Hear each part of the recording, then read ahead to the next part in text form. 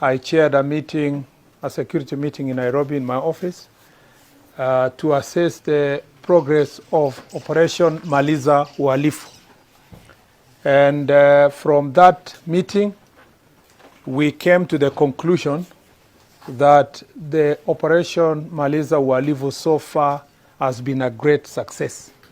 The report that we were given showed that you have made tremendous progress in the Operation Maliza Uhalifu, particularly when you think about the year 2022, 2023, and some parts, little parts of 2024 in some areas in this region. We realize what you have done almost 1 year. We have enjoyed very, very good level of security in the region. I say so because in areas of Kainuk there and the border of Sigor constituency, Aro, and all that part of West Pokot and Turkana, where it was very volatile, is now calm. When you come to the part of Elgeyo Marakwet and Baringo North, especially in the Aror area, Aror ward in the Marakwet side, and on this side of Kimnai area and so forth, we have seen very, very good progress. If you look at even Kerio Valley itself, the area around Tot, and from Chesongoj,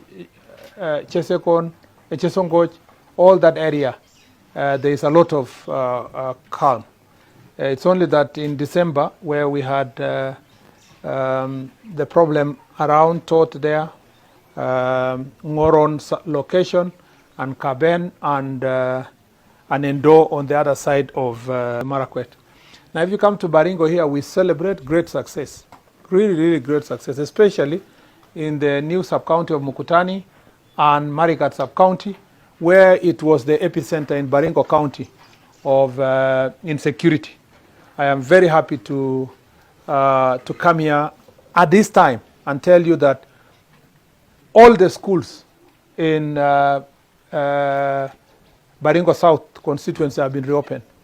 And I am very grateful that the work that has been done, and I thank you for the good job you've done.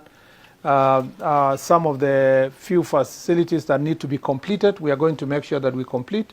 I had a meeting with the leaders and especially the Member of Parliament of Baringo South, and we have agreed on how to support each other to complete the opening of the schools.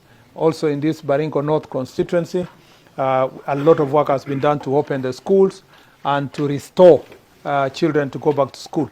This is success because when we came to office in 2022, there was no one at home.